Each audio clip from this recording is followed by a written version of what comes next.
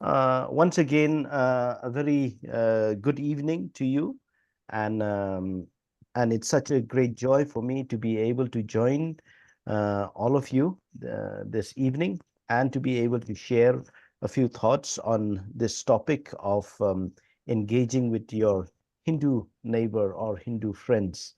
And I was also told to share a little bit about the ministry here, and we live in the midst of much change, right? And I think someone just mentioned that um, you find that we live truly in a globalized world, a world where there is so much of this cross-pollination, if I may say.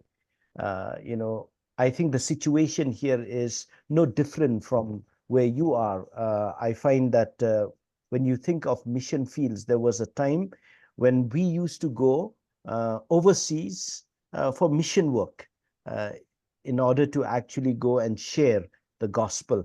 But today I find that the Lord has opened the doors for anyone, literally, to come and to live next door. And our mission field, sometimes it's our neighbor who has come next door, and we can share with them. And I find our neighbors are Muslims and Hindus, Buddhists, and so on and so forth.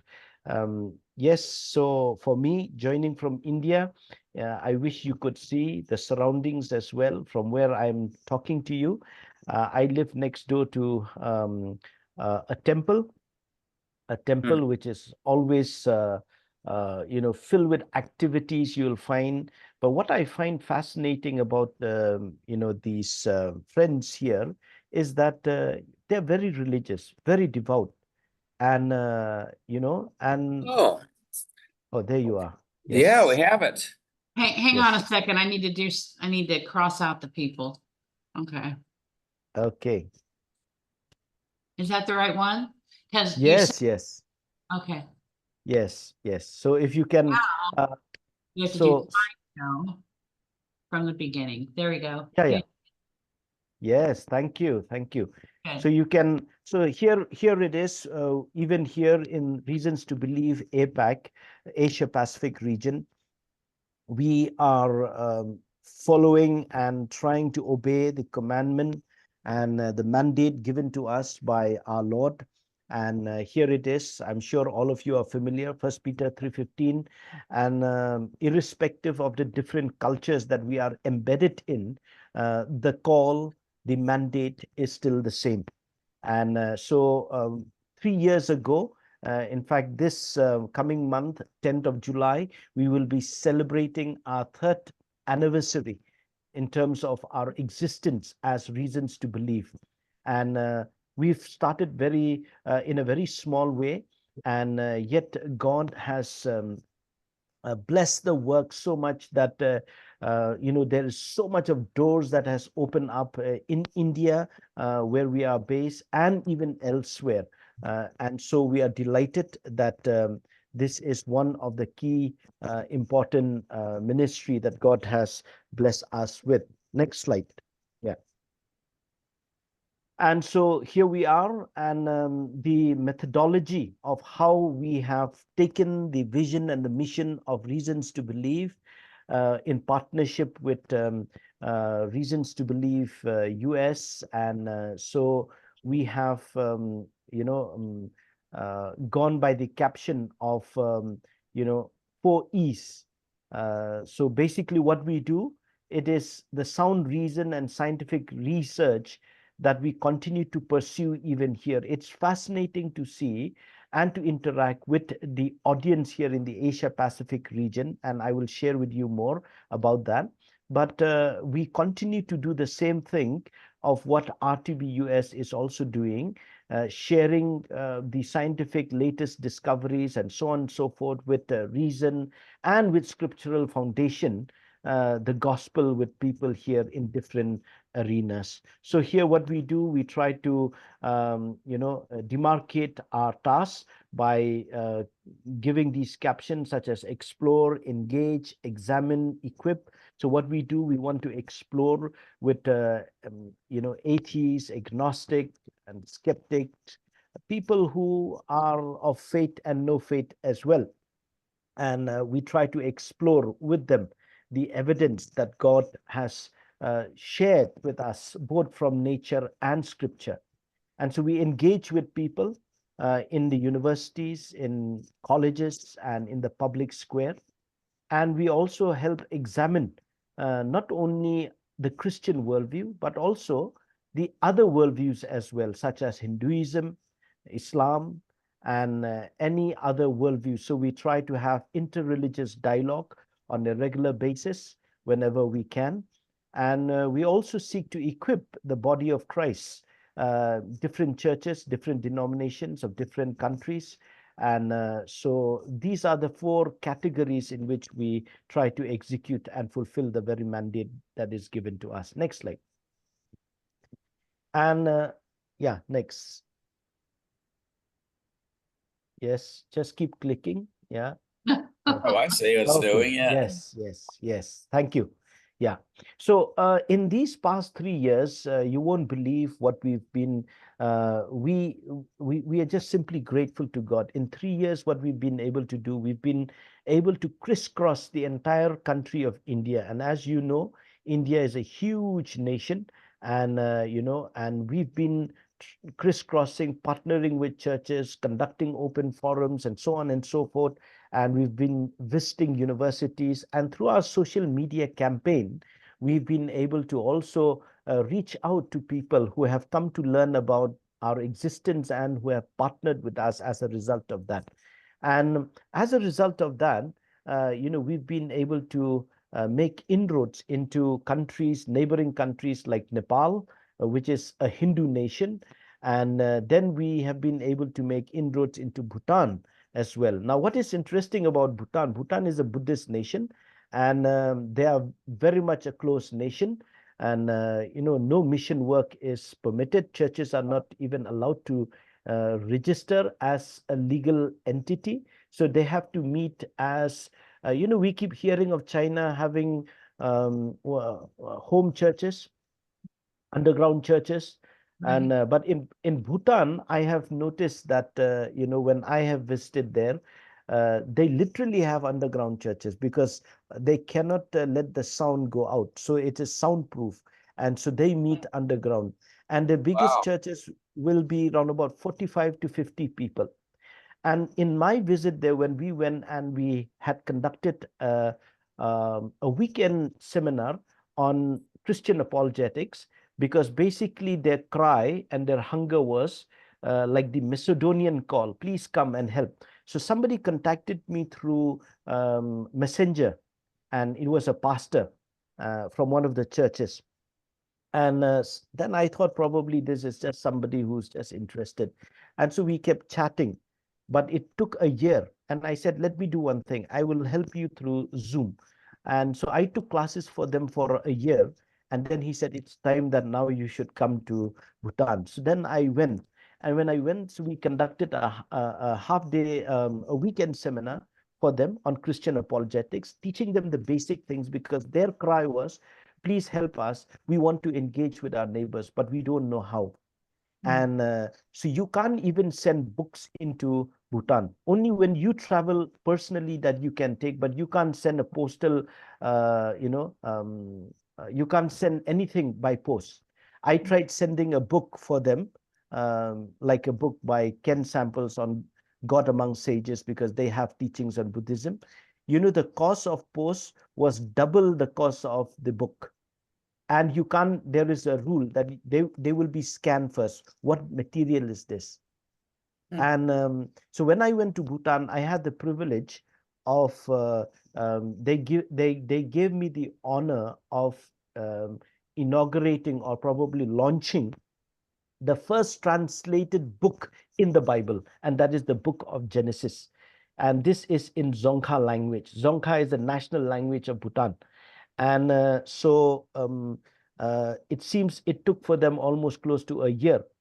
And they translated the book of Genesis. And I was sitting there, believe it or not, I was just, uh, I was so saddened in my heart, because here we have Bible in English and in our own language and in different version. In my language itself, now there are revisions that are being made.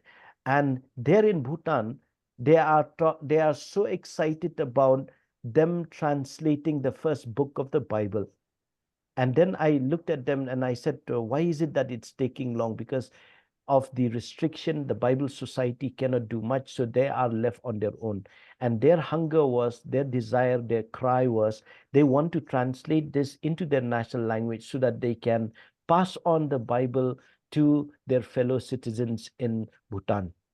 And now I and a team here and a few people, in the month of August, I will have a friend who's coming from Netherlands, who's burdened to partner for this very work of translation. So I would request you to please pray that we will be able to help our friends in Bhutan get the entire Bible into their own language. Yeah. Not just the book of Genesis. So now they have to restrict themselves to reading other languages of the Bible. So please pray about that. So we are partnering with the church in Bhutan in equipping them. So Nepal, Bhutan, and Bangladesh is another ball game. Bangladesh, it's a Muslim nation, and there they're very strict. They don't allow people, only tourists, to go. And so now we are partnering with one of the main vibrant church there. They are sending 6 of their mission workers for our training that will be held in the month of November. The Reasons Academy. For 1 week, we are actually putting together this training program. We've also been able to make inroads into Malaysia and Singapore and Sri Lanka as well. Now, all of this, by the grace of God, in 3 years, we've been able to actually make much inroad. So my request to you this evening is, do remember us in your prayer. We are a very small team. It is just me and another associate of mine, a young dynamic young man who accompanies me in my travel. And then we have a few people who take care of the social media and the video recording. So just a handful of us. Yeah, next slide. Yeah. So now let me dive into our topic for this evening, engaging with our Hindu friends. So next. Next slide. Yeah. Yeah, if you can continue to click. Keep there going. is, yeah. Okay. Okay. So Hinduism, for your kind information, originated between 4000 and 2000 BC. That's a long time. In fact, it is one of the earliest religions, so to say. And it has huge, population who believes in Hinduism. And not only in India, but you have Nepal, which is a Hindu nation, although India is a secular nation. But at the same time, we have the biggest population here in India are Hindus. And now I'm sure that you have many Indians as well coming to the United States as well and working there and so on and so forth. Next slide. Now, so now if you look at the followers of Hinduism, there is a sea of humanity that that believes and that follows Hinduism.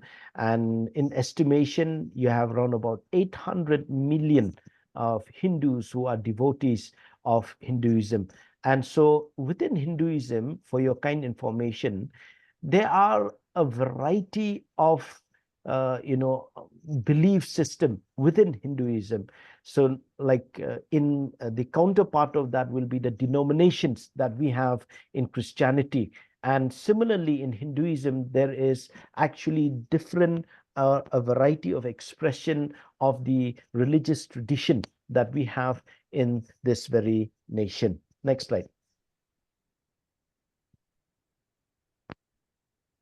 Okay, So now in today's session, I would like to actually share with you two main ideas. One, who is a Hindu, and what is Hinduism? Now, these are two important aspects, because if we want to engage with them meaningfully, we need to understand as to who is a Hindu, okay, and what is this very ism or Hinduism or this religious belief system. Next slide. Next. Keep going. Yeah. Okay, thank you. Now, predominantly, the position, the view that I want to actually take today, as I've mentioned, that there are myriads of expression or belief system or school of thoughts that are there within Hinduism.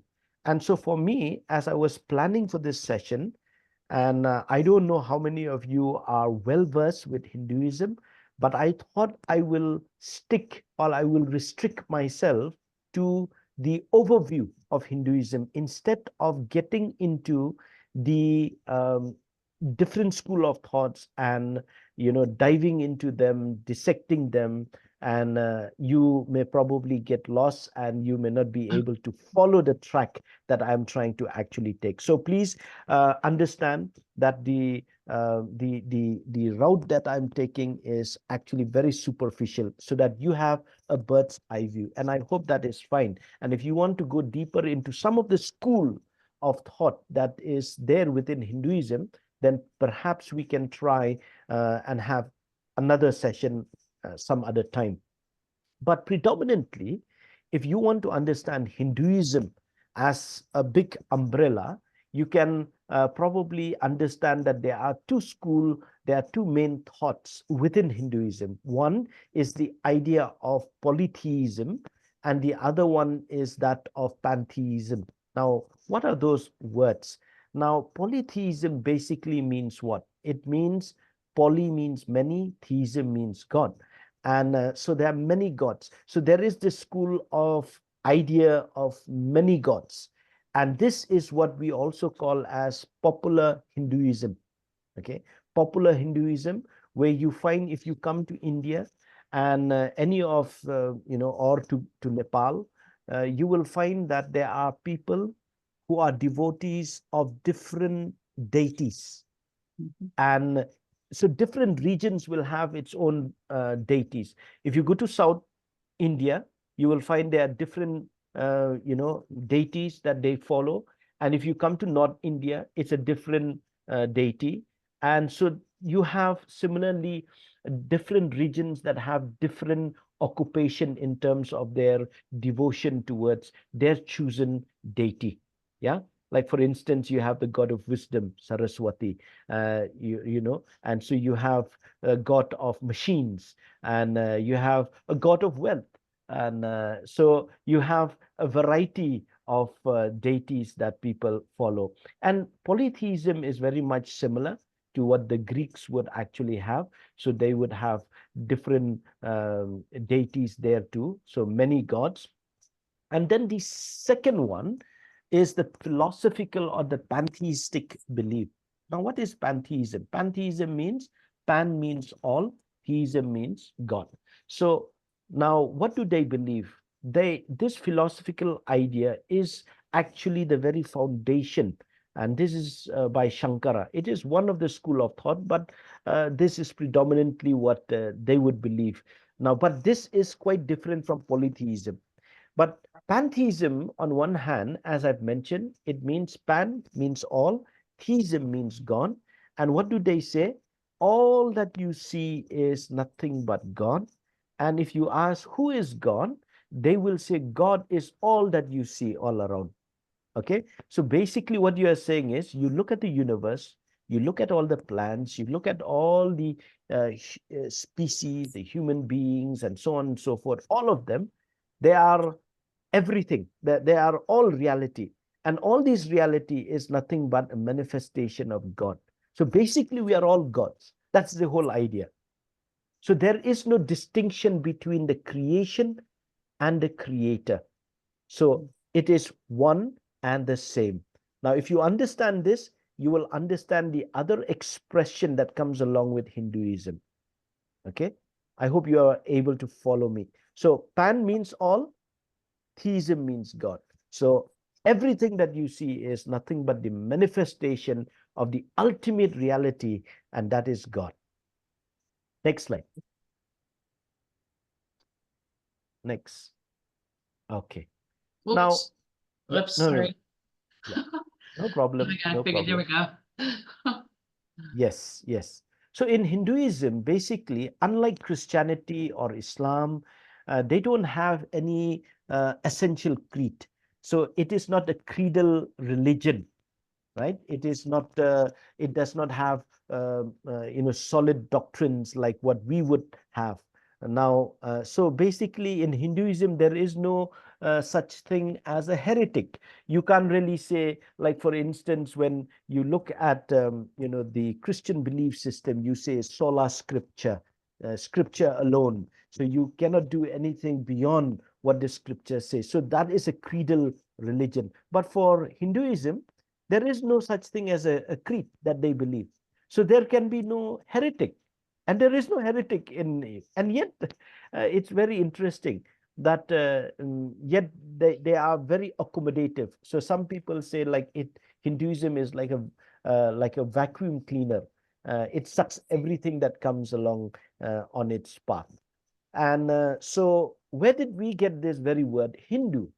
The very word Hindu is taken from the Sanskrit language. Sanskrit is one of the oldest, the equivalent of uh, what do they call in Islam? Sorry, well, not Urdu. The language in Islam. It just slipped. Arabic? Arabic. Sorry, yeah, Arabic. Thank you. That is just to see if you are still awake. So it is the equivalent of the Arabic language in India. So Sanskrit, to learn and to study Sanskrit is like, a very respected thing. And so in the Sanskrit language, the very word Indus is the word that the word Hindu is being derived from. And what does this mean? It basically meant that the very word Hindu is a name that was given by people from outside to describe the people who were living in the Indus Valley region. And so they said Indu, Indus, Hindu. So Hindu.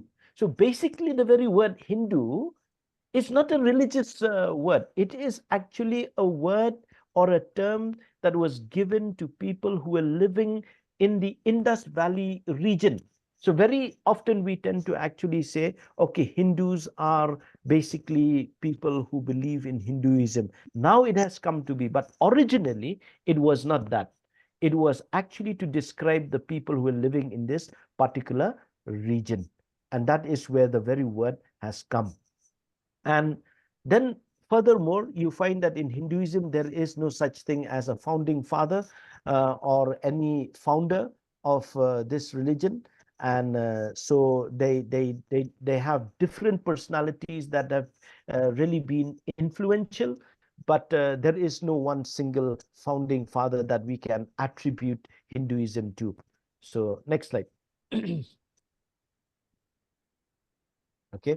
And in Hinduism, you have few important scriptures that they go to. The first one is the Rig Veda, okay, the Vedas that it is mentioned. And here, beginning with the Rig Veda, this was written 1500 during the 1500 BC and ending with the Upanishads. Upanishads were written around 800 to 400 BC, which comprises of what we would call as the wise saying. So Vedas means what? It means to know. Okay, so that is the first important scripture for them, Rig Veda. That means to know. The second one is the Epic, and this was written around 300 BC to 300 AD. The epics were the stories that can be found in the Ramayana and the Mahabharata.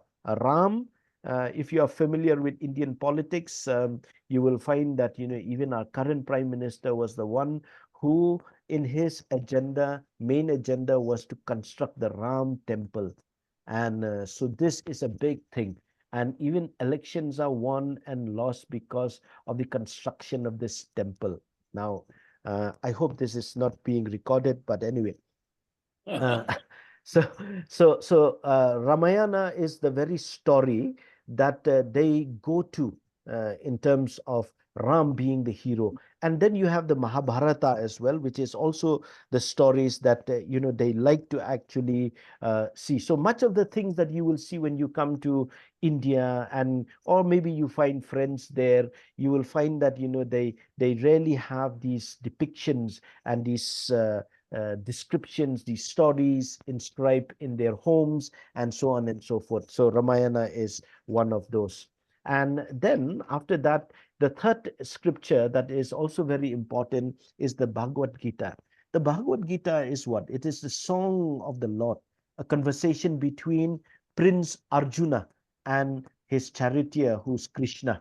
And, I'm sure you must have heard of ISKCON, International Consciousness of Krishna movement. A lot of Westerners have come. I find when you, in many of the airports here in India, you'll find a lot of Westerners from England, from America. They would come here. They've shaved off their head. They've become devotees of ISKCON. And, so this is it is the Pentecostal version of Christianity.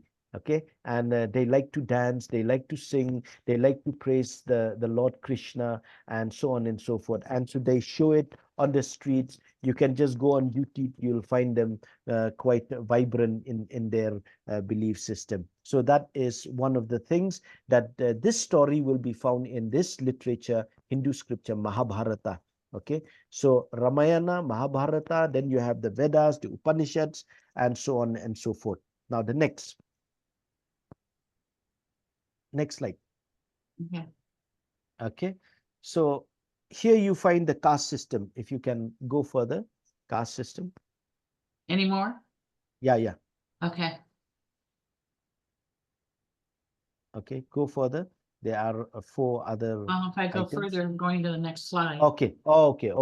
Yeah. So here you are, the caste system. So if you look at the society, much of what you will find in the society, even within our country, and of course, when they come to America, it's a different ball game altogether. They don't carry their identity that they have here, but the identity predominantly within the society here is seen from this spectrum, which is basically of these categories. So if you have noticed the Brahmins, you have the Kshatriyas, you have the Vaishyas, and the Shudras. Now, who are these Brahmins? So the society is divided into these 4 important categories. And the first one is the Brahmin. The Brahmin is believed that, people who are priests and teachers, they are the only one who are entitled to speak to God. And they are the only one who are entitled to teach the scriptures. And they are the one who will be the one who will intercede on behalf of all the other people. So that's the first one, the Brahmins. That means the highest caste. And the next to it is the Kshatriyas. Kshatriyas are born from the shoulder of this image of a king. So from the shoulders would come the Kshatriyas, and that is the warriors and the rulers. And then next to it will be the one that comes from the hip or the thigh. And these are Vaishyas. Vaishyas are farmers, traders, and merchants. And then you have the Shudras. The Shudras are the lowest that are born from the legs. And so they are the laborers. They are people who are at the lowest strata in the society. And then those who are not born within these 4 castes are what are called as the outcasts. Okay, and they are street sweepers and so on and so forth. And so here, if you don't find yourself within these 4 castes, so basically you are an outcast. And so now this is very important for us to understand the entire system. So during the India freedom movement, so there was a lot of politics now that is going on in terms of how the people from the lowest strata, that is called as the Dalits. Let me just tell you a story. I hope we have time. And, you must have heard of Ambedkar.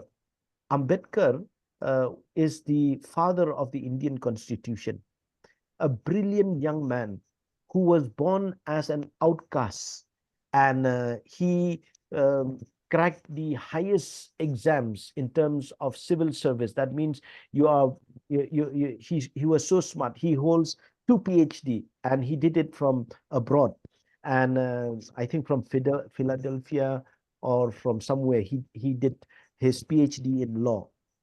So very learned man. And when he secured all of this, yet he did not find dignity in his labor, because there were people who were working as clerks, such as a Brahmin or a Kshatriya, but they will still consider him as an untouchable, an outcast. And so he did not get the dignity. So what did he do? Later on, he is the one who made this comment that I was born a Hindu, I had no choice, but I will not die a Hindu because I do have a choice. And so he converted into Buddhism, and he led 2 million people along with him, the Dalits, to be converted into Buddhism. And so a lot of people who were talking and who were in touch with Ambedkar were saying that, why didn't he consider Christianity instead of Buddhism? And probably he had his own reasons. But nevertheless, this is how the entire strata of the society comprises of. And the next slide is what Can do I they... ask a question? Yes, please. Yeah. Okay, where are the women? These are all men, right? That have these different categories? Women, that's a very good question. You see, women basically are also, they don't have a prominent position to play, right? They are always on the background. Mhm. And, in history, you will be aware of another hero in the Christian history, and that is called as Raja Ram Mohan Roy. Raja Ram Mohan Roy, uh, alongside with William Carey, if you have heard, William Carey was one of the missionaries who came to India. Yes. And William Carey was so moved by this practice that is called, if a husband dies prematurely, Yes. or then the wife also has to jump along with the dead body, it's burned alive, and that is what they call as the sati. Now, of Right. course, and then Raja Ram Mohan Roy, along with William Carey, worked together towards a reformation or some kind of a revision in terms of abolishing this law. It is almost like the abolition of slavery. Mhm. Yeah, by William Wilberforce. And so a similar thing like that was done. So back in the day, coming back to your question, the role of woman is someone who is always in the background, not in the... so that is why you will not see much in terms of that in this very context. Yeah. Okay. So she is still true today. So how do they decide who to marry? Is that still decided by the family?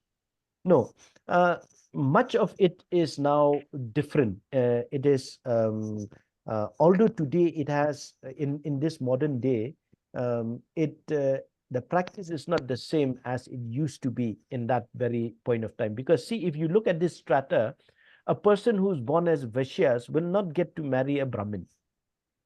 Right. Yeah. So, but now what is happening is, in today's modern day age, people are falling in love, and so on and so forth, enabled by their educational background. So they are doctors, engineers who will break that barrier. So now there is, it is not as rigid as it used to be. Okay. Good. Yeah. One of my classmates who studied along with me was a Hindu, and he later on, after he finished his studies and then got a job, he married a lady who's outside of his caste. And so it is okay nowadays. So they don't care. So Okay. that is it. And today, please don't go back from here thinking that, okay, women are still treated in the same way. In fact, our president, the president of India, is a lady. And interestingly, she comes from the Dalit background, the lowest. And actually, people say that, this is politics. It is politics, actually, because if you bring someone like that, so you get the votes of the Dalits for a majority government. So now you see politics and religion also now seems to actually have transcended. Anyway, that's a different story. So next.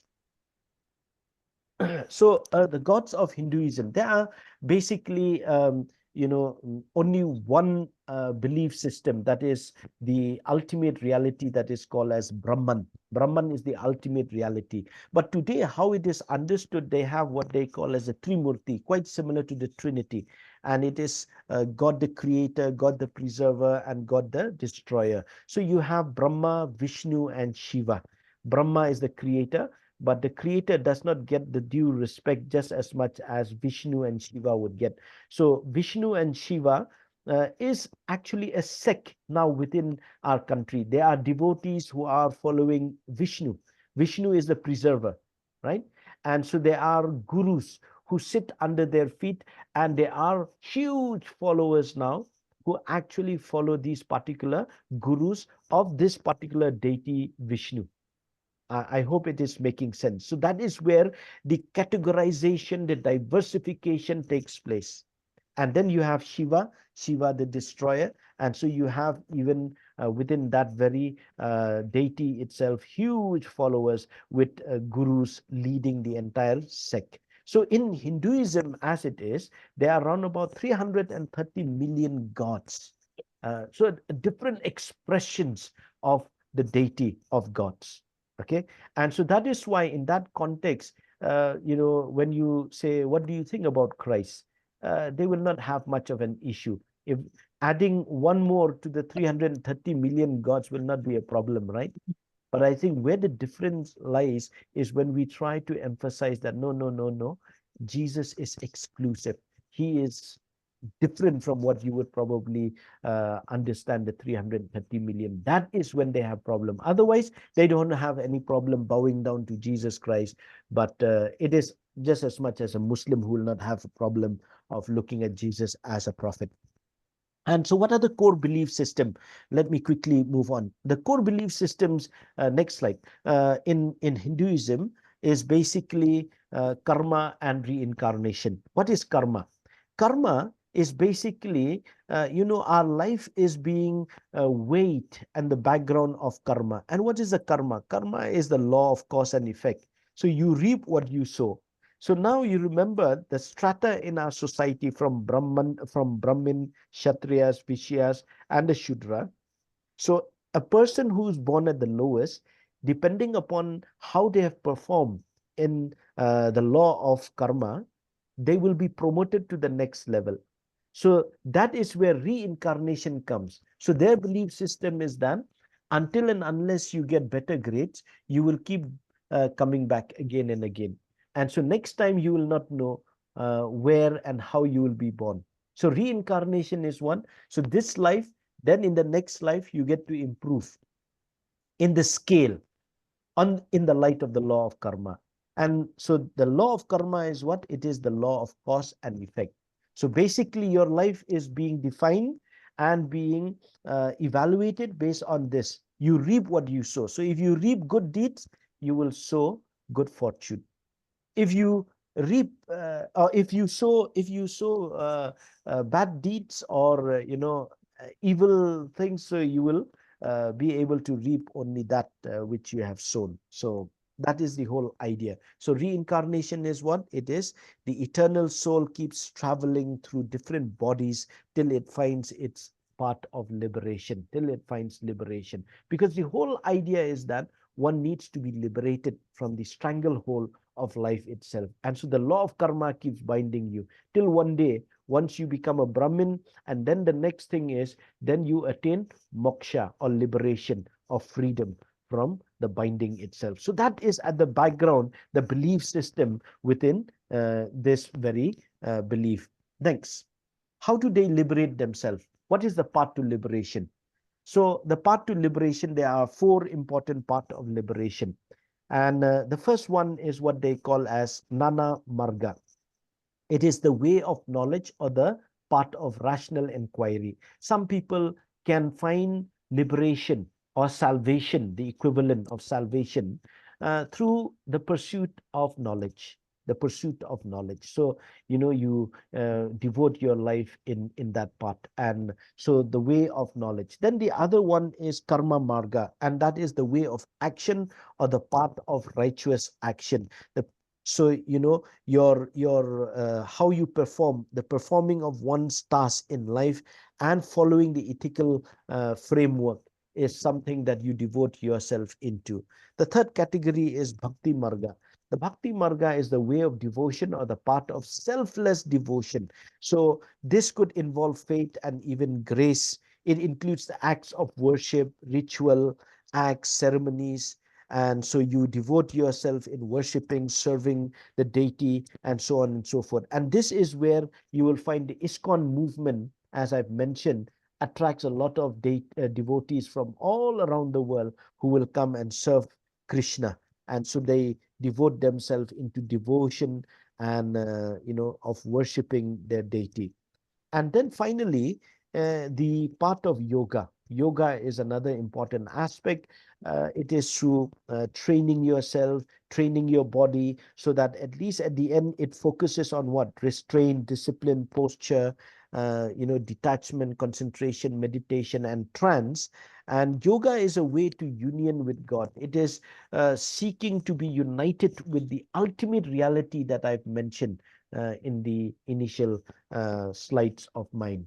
So this is the part that people devote themselves. So many of the people that you will find are devoted to one of these categories that I've just mentioned. Okay, next slide. Now, Hinduism is basically, you will find that, one of the religion that has so many festivals, and it is celebratory religion. Almost every month you will find that there is one festival or the other. Always you will find a variety and full of life. You will find colorful procession, people dancing, worshipping, and full of jest. And so festivals, what they say is they keep them close to God's. So why is it that they are so focused in these festivals? They are focused in these festivals because through these festivals, they believe that they are being kept close to God's. Invigorate their households, they renew their personal life, and so on and so forth. Festival also signifies the victory of good over evil. And every month of the Hindu calendar has at least one festival, significant festival. Each festival has regional significance also. So each region, as I've mentioned, also has its own significance.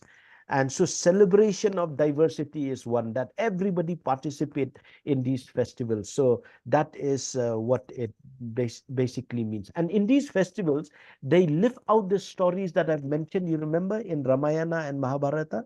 Their entire story that is there. And so they live it out in these stories. Next slide. Okay, so now I have tried to bring this category because many of you perhaps will be familiar with how we look at a worldview. How do you look at Hinduism as a worldview? Okay, so in the Judeo-Christian worldview, we understand origin, meaning, morality, and destiny. So I've tried to actually look at this system, the pantheistic worldview, from these categories. So origin, what do they believe? They believe that so origin basically finds itself in the ultimate reality, that is Brahman, the impersonal God. So in the Christian context, we believe in God being personal, the main source from which everything else is derived. Similarly, for Hindus also, they believe Brahman is that ultimate reality, Brahman, and he is impersonal, and he's the indivisible, undifferentiated. He's the ultimate consciousness as well. So that is one of the important things. But let me tell you, for Hinduism, they're not so much bothered about the origin. Where did it come from? Because as I've mentioned, there is no separation between the creator and the creation. So if you ask them questions of origin and all of this, it does not make any difference for them, because they just simply, they don't care about the evidence so much. Then meaning and purpose. So they derive their purpose from this entire understanding of life being cyclical, as I've mentioned. So now if you are revolving around reincarnation, so for them, life is not linear as we would understand, that there is, the past and there will be the future. For them, there is nothing such as that. So it is basically how you live your life to improve the good deeds, decrease the bad deeds, try to actually gain favor from God. Somehow God somewhere who is there watching perhaps will have favor upon you. That is their meaning and purpose in life. Morality. Well, morality for them, there is no distinction between good and evil, except in a temporary sense. There is no framework for absolute standard of ethics, unlike the Christian worldview. So therefore, all values must be considered to be relative. So for them, it is relative. It doesn't matter, like, if it works, okay, fine. But the whole idea is that they try to just live a good life no matter what. They don't have an absolute moral framework by which they can live their life, day-to-day life. Destiny. So what is their destiny? Their destiny is basically to break the cycle of karma and to attain liberation, to be united with that ultimate reality. Okay, so here you can break it down, and you can probably find some of these expressed even in a book, A World of Difference by Kenneth Samples, where he talk about pantheism, ultimate reality, observed universe. So you can go to that particular book to probably find more of what they believe in these categories. Next slide. So now let me come towards the end of this so that we can have some time of discussion. And so how do we engage? Now, here is, first of all, please, I always like to actually look at positive engagement or positive critique, and so that at least that is the meeting ground. First of all, I normally look at my Hindu friends and I say that, I deeply appreciate their belief that they believe that God exists and that he's infinite and transcendent. And they believe in that God is ultimately all powerful, and that God exists, unlike atheists who would not believe that God exists. So that is the meeting point. And then they also believe that God is very much eminent. Eminent means he's very much involved in our day-to-day life. If they do well in life, they say, oh, praise be to whichever deity, because it is because of the blessing of God. And so they always, if they go to the hospital and if they are sick and they come back healed, they will say, oh, it is because of the grace of God. And so because God has worked, so God is imminent in their life. The pantheist acknowledges that only God is absolute and necessary. They believe that ultimately your life and my life means nothing. And so they believe that, God alone is absolute. And so that is the whole idea. And then finally, man's desire for salvation is very much evident. And, that is where I find that Hindus are very, very humble in that sense, because they believe that God alone will demonstrate grace. They can't do it on their own. So that is why they remain submissive. You will, as I mentioned, I live close to a temple. Every day I would find someone or the other who will come and fall prostrate on the floor of the temple and bow down before the deity that is there. Next. Now, the negative critique that we need to keep in mind is this: because of its insistence on the unity, so they believe that everything is ultimately Brahman. That means the ultimate reality. Because of that, life for them is cyclical. Okay, and so there is no particular significant events in life, because they believe that they are just here to improve the scales and the scores. And then so sometimes they forget to actually see that at the end of it, they also try to seek meaning in whatever they do. And so secondly, there is no place for meaningful diversity of things. Okay, they don't really see that, okay, this is what I do and it has intrinsic meaning. They just simply go with the flow.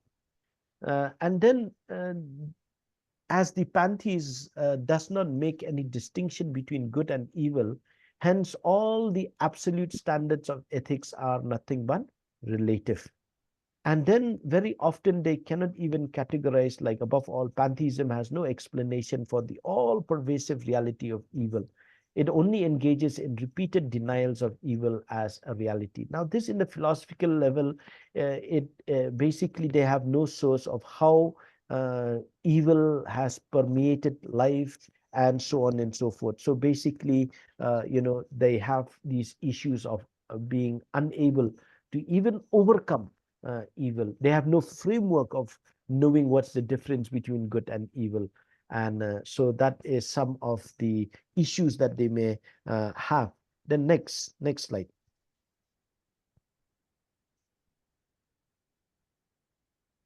Okay, so now how do we seek engagement? Now, one of the important aspects that we need to recognize is that their worship of many gods actually, it has few parallels when compared to the Judeo-Christian worldview.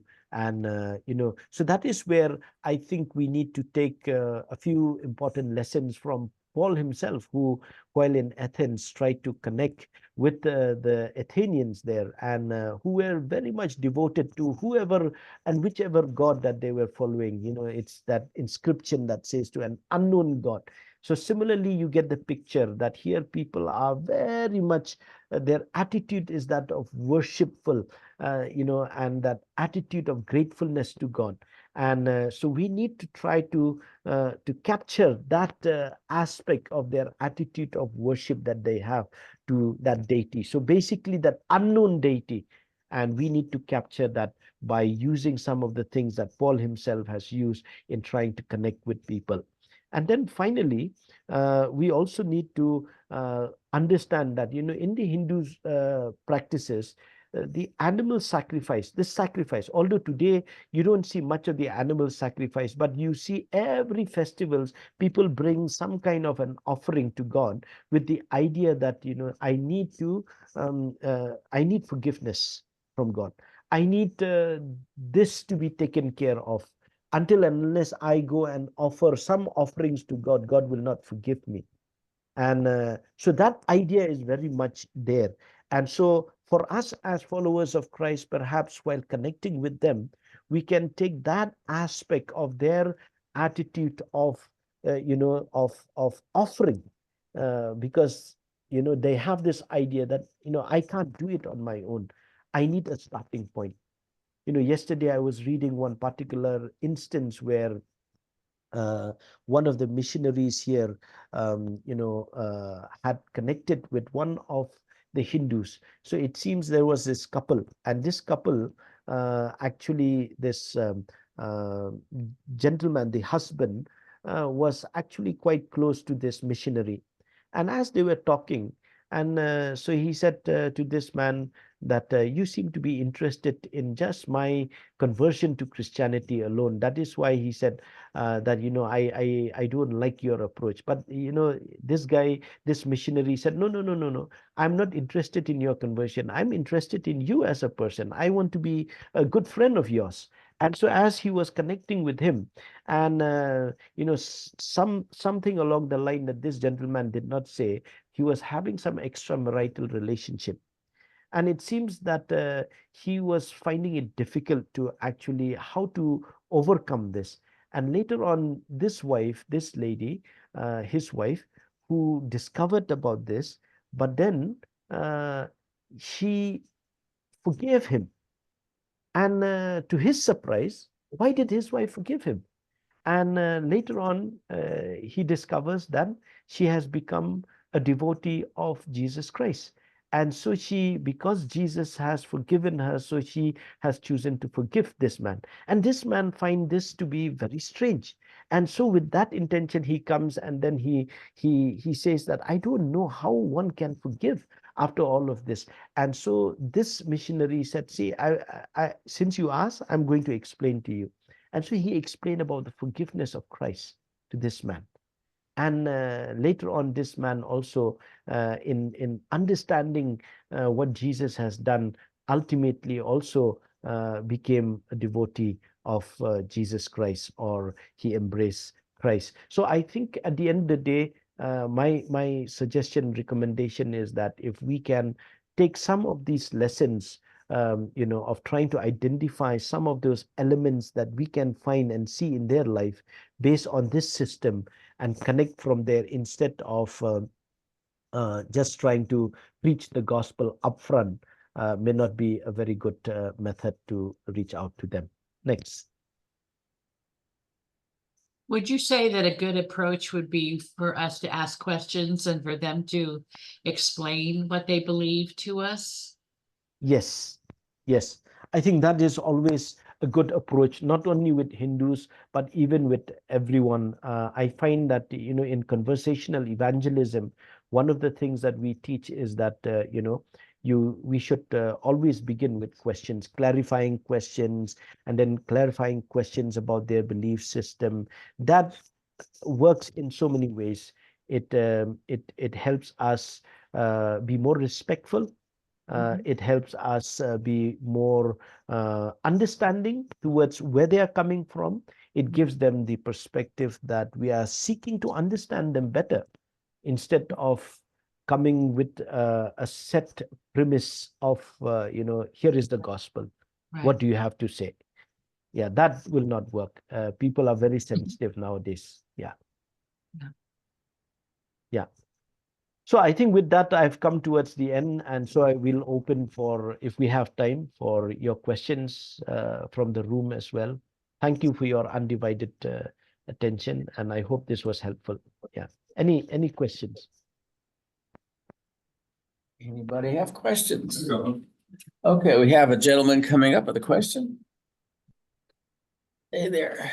Yeah, and in using scientific apologetics, how are you able to reconcile modern science with their belief in cyclical existence and everything that implies?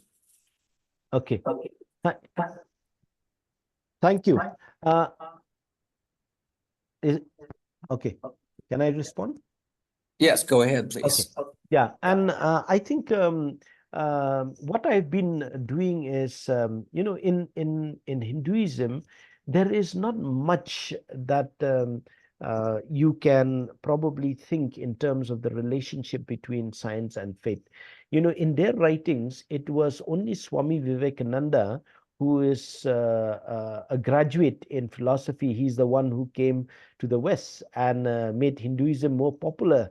And so today people look up to Swami Vivekananda.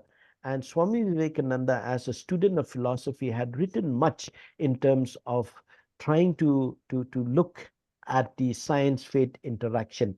But philosophically speaking, as I mentioned, going back to the very beginning of my presentation, that their understanding of the creation, there is no difference between the creator and the creation. And so now, with that in mind, today, if you really look at the scientific advancement, even within our country, you will find, or even you find many brilliant scientists that has emerged from India. And some of the top scientists, even in other parts of the world, are Indians. It is not the Hindu traditional science, although they like to propagate today to be at par, but actually the science that we have here is actually a product of the Judeo-Christian worldview. So how much of it is going to be relevant in your apologetics engagement of using scientific belief system? I'm yet to kind of find an entry point. Because none of them would actually attribute that today the science is a result of the Hindu worldview. But I think what can be helpful is to gently, maybe in our course of discussion, to actually help them understand that the science that we see and we understand today is a result of the Judeo-Christian worldview. Yeah, and if that is helpful in the discussion. But to use that as the starting point is basically to just simply show that, you know, the Judeo-Christian worldview is superior, and, you know, their other view are inferior. And here in this context, Hinduism for that matter as well. So that is my response. I don't know if I've answered your question, sir. How would you explain their understanding that life is an illusion? Okay. Well, see, I mentioned that there are different school of thoughts which we have not had the time to actually discuss on that. But let me just simply introduce to you the idea of life, or evil for that matter, is Maya or an illusion, is from the school of thought of Shankara. Shankara is the one who propagated that. Now, the opposite of Shankara's view is Ramanuja, where Ramanuja would say that, no, life is not an illusion. So much so that disciples of Shankara were out to actually try to even do away or to even kill the followers of Ramanuja. Ramanuja is another philosopher, and he teaches the opposite of what Shankara is teaching. So now my point is, not everybody believes that, you know, life is an illusion or evil is an illusion. Okay. Now, we used to subscribe to that because somehow in many of our apologetics books, if you read Norman Geisler, and so if you talk about evil, they will say that, you know, evil in this system is nothing but an illusion. I think you will get schooled by someone who comes from the school of Ramanuja. They will say, no, that's nonsense, actually. So you know, we had this similar discussion when I was in Georgia Tech in Atlanta, when we went for a mission, university mission week, and an Indian student came and attended our sessions there, and he was so upset with the approach that was taken, that, you know, everything is illusion. He says, no, you think that no development is taking place in India? If life is an illusion, then nothing will take place. So, you know, but basically when I interacted with him, I discovered that he was coming more from the Ramanuja school of thought. Yeah. And Ramanuja is not that popular. And there's two other scholars who also have a different thought. Of course, less popular, but yeah, Shankara's view seems to be more popular, and his illusion view. So how do you talk? I mean, how do you convince someone that, you know, life is not an illusion? I don't think everyone here would walk with that philosophy that, you know, life is an illusion. There is so much going on in life that I think illusion is. So what basically I want to say to you, ma'am, is this, that you know, when you interact with anyone from this particular worldview, you'll find that there is a huge disconnect between what they believe philosophically and what they believe in practical. I find more people identifying with popular Hinduism, not with philosophical Hinduism.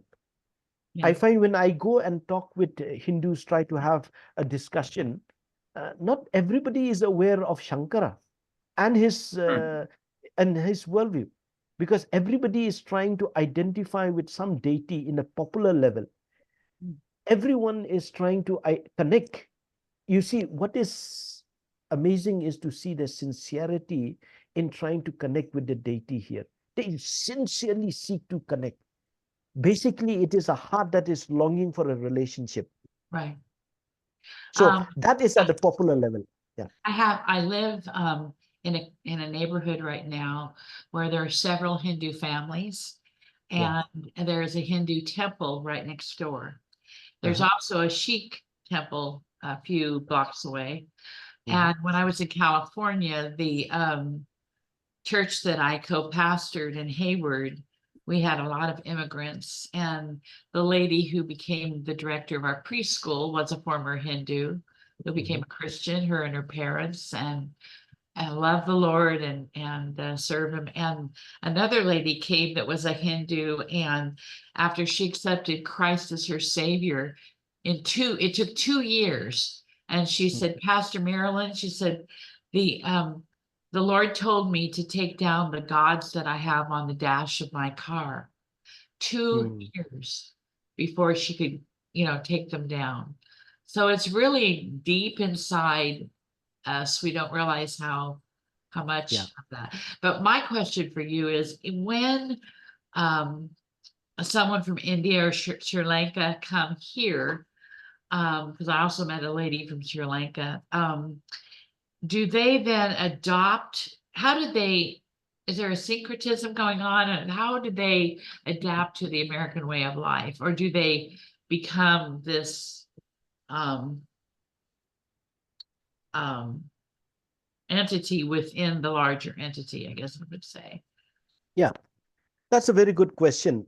In fact, I would say that just as much as you find many Christians living a life of dichotomy between the sacred and the secular, sacred is what they do on Sunday, and secular is what they do from Monday to Saturday, Yes. or yeah. And so I find that the similar dichotomy is the one that people who, let's say, are from India, or a Hindu who would come to the US, and you will find that even while they try to embrace the lifestyle there, the style of working and everything, but then when it comes to the sacred life, that small private world, you will find that they, in their respected home, they would have the shrine. They would have a small Right. altar, and they would still worship, Mm. you know, and so that is how they live their life. So while, I mean, they speak English, they talk English, they dress English when they go to work, but when it comes to their private devotion, they are very much rooted to this philosophy, this idea of deity that they come, because they believe that they've come that far. It is because of the blessing of their gods. So they have these deities, and this deity, mind you, in the popular context, is where they try to connect. It is the point of entry. Yeah. So this deity is not an absolute devotion that they have.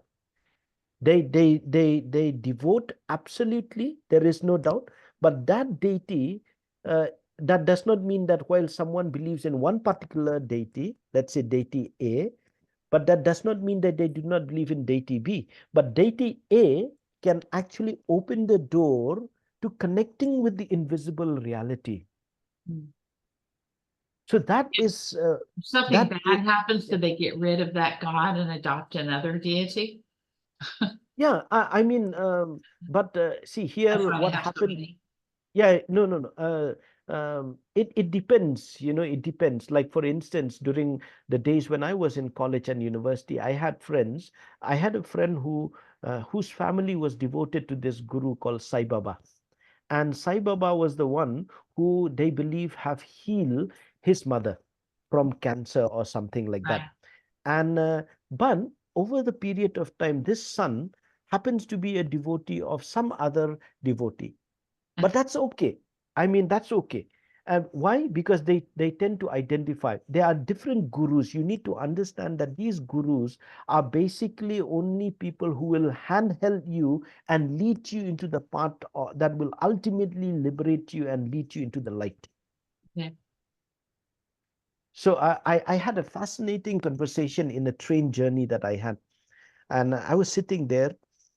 And there was this gentleman who just walked in with his suitcase. As soon as he came, he opened his suitcase, took off his clothes, and took out his bead, meditation bead, and then started reading certain books. And I was reading there, and I was noticing and observing what this gentleman was doing. And then after some time, when the tea was served, we had tea. And then I said to him, I threw that line that the Apostle Paul began. I said, "Oh, you look very religious, sir." And he was blushed by that comment of mine. So I said, do you mind telling me what is this you are reading? And so, oh, he said, oh, this is actually this guru from the city of Kolkata. And oh, I said, wonderful. I said, so what does he teach you? And so he, he's doing this. And then he told me, prior to this, I had another guru. But that guru, I later on found out that, he was a fake. I said, really?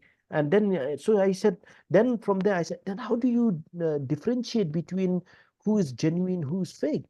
And then, so what I was doing, basically, I was probing and probing. I was just asking as a question, as if I was so keen and interested in learning about what he was saying. And later on, when we kept silent, I got back to my reading, and he said, judging from the question, you seem to be like a very learned man. He said, tell me, who do you follow? And then I looked at him and I said, no, I also follow a guru named Jesus Christ. Ah, you are a devotee of Jesus? I said, yeah, yeah. I said, yeah. And then I didn't say anything else. Then he began to ask me questions that opened a way for me to just share. But how I packaged my gospel presentation to him was very much in line of how he was looking at gurus. Now, some people may find fault with my approach because they will say a guru is only someone who's leading to the path of God. But Jesus is not a guru. He's more than a guru. I said, that's He is the okay. path of life, yeah. Yeah, but that's okay. I mean, sometimes people, I can talk to a Muslim and try to show that how good a prophet Jesus is. But I will not end with a prophet. Hopefully, there will be a door for me to probably make some transition from helping this person see Right, that Jesus is more than a prophet. yeah, But there's nothing wrong for me to start with Jesus being a prophet because he comes from that worldview. that's right. So I started with Jesus being my guru Mhm. rather than coming with the Western understanding of the Yeah. Messiah, the Yeah. Savior, and the blood of Christ. Yeah. And but I began with that, and so we ended up exchanging email IDs and sharing with him more materials from the Indian context as well. Yeah, Oh, Jesus was called a rabbi. yeah. Thank you. Welcome. So a rabbi is kind of like a guru when you think about it. Exactly. I was wondering if there was some kind of a parallel between like creation, fall, and redemption. Did the Hindus believe that when humanity originated that they weren't fallen, that they were clear, that they were all in the light, and then something happened to darken that, and now they need to recover that? And if so, what do they believe happened? What threw them off base? Well, their belief system, as per one great philosopher here, when asked how did everything begin, and she began by saying that look at what science has proven today, that there is a Big Bang, and prior to all of this, there was a huge cosmic Big Bang, and out of that Big Bang came different explosions of lights, and lights in their interpretation is what led to different deities. Yeah, and that is how they kind of drew a parallel in the creation story, but not necessarily in the way that Christians understand. But that is the explosion that actually led to the different expressions that are there today in terms of this light, that light, and so on and so forth. So now the parallel that we can probably see is this, that at the end of the day, we are all like a huge ocean, right? And you and me, we are just tiny drops of water. And ultimately for them, we are all part of that divine. But we somehow do not feel that we are part of the divine because of our ignorance, because of the fact that we are so far away from the deity or the divine being, just like how we Christians have lost our way as a result of being disobedient to God, and we used to live in paradise, but now we are all living in the slums because God chased us out of the Garden of Eden. So ignorance is one important aspect. So now we've lost the knowledge of how God wanted us to live. So for the Hindu, a parallel is that we all, out of ignorance, that is the parallel of, let's say, we've fallen short of that knowledge that was meant to be. And so today we are all trying to find our way back. We are trying to find our way back. And so the parallel is that we are trying to gain salvation. How do we gain salvation? we try to gain salvation by yoga, by, by all these different paths that I've mentioned, the pursuit of knowledge, pursuit of service to humanity. That is where they've come up with this idea that service to man is service to God. So if I serve another man and another person, I'm serving God indirectly. So you find that at the bottom of it, that for them salvation is rooted in salvation through works, not by the grace of God. So salvation needs to be earned, not a given. So that is what. Well, Doctor, I have a question from how do you introduce, or do you introduce the concept of sin? Because to them, sin would be just of no significance. And if you don't have sin, there's no need for salvation. Yet it sounds to me like in their hearts, they're looking for salvation. Yeah, I think we don't have to see. That is where I think one of my fellow apologists, who's now a professor in one of the institutes in England, was sharing on the same idea that very often we tend to actually share our faith always from the Judeo-Christian worldview, where we come from this perspective rather than trying to understand their system. So our system is where we are trying to introduce and begin with. Now, I'm not saying that we need to always begin with that. My point is, why not try to understand the other way around of their structure? How is it that they believe? Because, let's say, for instance, in one particular lecture that I gave in one of the institutes here, it's a secular institute, and I was talking a Christmas message to them. And I introduced the concept of sin by bringing this interview between this journalist and this film director. And this film director actually is the director of this movie called The Company. It is actually a movie that is filled with violence and gang leaders, gang fights, and so on and so forth. And the journalist asked this gentleman and said, this director, and said, through this movie, are you not trying to promote, criminal mindset and so on and so forth? And this director responded without backing an eyelid. He looked at him and he said, are we not all criminals one way or the other? Are we not all criminals one way or the Yeah, other? all of sin and share the glory of God right there. Yeah, so we don't have to come with the theological background. Please find stories from our day-to-day life of how we fall short and how we are all in need of one another's acceptance. Forget about gaining the acceptance of God. And see, the moment you begin with the idea of sin and all this, pardon me, sounds like how the Campus Crusade methodology would come. The four laws that you have to begin. So when I teach people from Campus Crusade, I say, okay, fine, keep that at the back of your mind, but you don't have to actually begin there. I mean, begin where the person is. And that is where the Apostle Paul did in Acts 17. That's great. And he said, to your unknown gods, altars, I find that in your altars, you have this inscription of an unknown God.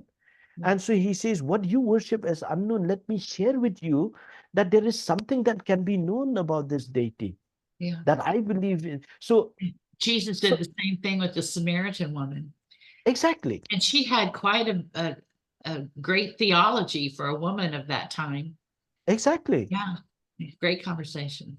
Yeah. Fascinating of how she went on from, I can see that you are a prophet, but we worship here, you worship there. And so she moves the discussion from popular to theological, and then later on Jesus begins to actually introduce to her that he is the Messiah. So I think we need to begin where people are. Yes. Yeah, it is helpful for us to understand. In my presentation I've done that, but please understand, I don't use this method. I have this at the back of my mind, but when I'm talking, I try to actually get into the ring, like with someone, and I take I take what they bring to my table, and try to weave around it, and not impose any of the Judeo-Christian worldview. Because let me also tell you, people here are also filled with what? With this understanding of how the British had come to our country Right. and looted our nation. They have looted our nation. Yep. And I think somebody in the email had written to me about this question. And people are, if you listen to the debates in Oxford Union about Hinduism and Christianity, you will hear every debater saying this, that, you know, they have actually, for me, I think that they have misunderstood the British Empire as a Christian missionary agency coming and looting. So we need to differentiate between the East India Company that came to India and looted the nation, and the missionaries are two different entities that cannot be mixed. And because of the damage done there, there is a stereotype historical narrative that is being fed into every educated young person. Yeah. That they seem to be obsessed, that, you know, their hearts, when they think of the Western theology, they think that this is nothing different from the European, from the East India Company, that here you are, because, you know, here I was talking to the other day with Hugh Ross, Fazal Rana and others. We were talking about how people perceive. They perceive that, you know, here the churches, you'll find a pastor wear suits, tie, bow, you know, all of that, all Western expression. And the music, it is guitar, drums. And so when someone comes to our church, if a Hindu comes, he thinks that he's in America. So they sing hill songs. Yeah. So I now I think there has to be a contextualization. So there is much for the Indian Christians and for the Christians in the Asian context to kind of catch up with. And there is much even for the Western mindset, or who's trying to communicate the gospel, even in a globalized mission field context, to understand these nuances, or these red tapes kind of a thing, where we sometimes need to apologize for what has been done. I have no issue with that, to probably say that, you know, some of our friends have, but let me tell you that that is not the case. You know, so then we are able to actually get some connections. Yeah. Yeah. Well, Balajied, it's been awesome. This has been a great discussion, and I'm sure it's opened a lot of eyes. So we thank you for that. Very good. Yeah, appreciate it. So Thank you. yeah. Thank you. Thank you so much for the opportunity. Thank you. Yes. Well, thank you. And I guess it's time for us to start wrapping up here. So we'll say good night. Good night. And Marilyn, thank you so See ya. much for that. Yes, it's getting late in Georgia, so. Yeah. Yeah. Bye-bye. Bye-bye. Good night, God bless everyone. you. Yeah. Yes. Bye-bye. Bye-bye. Thank God you.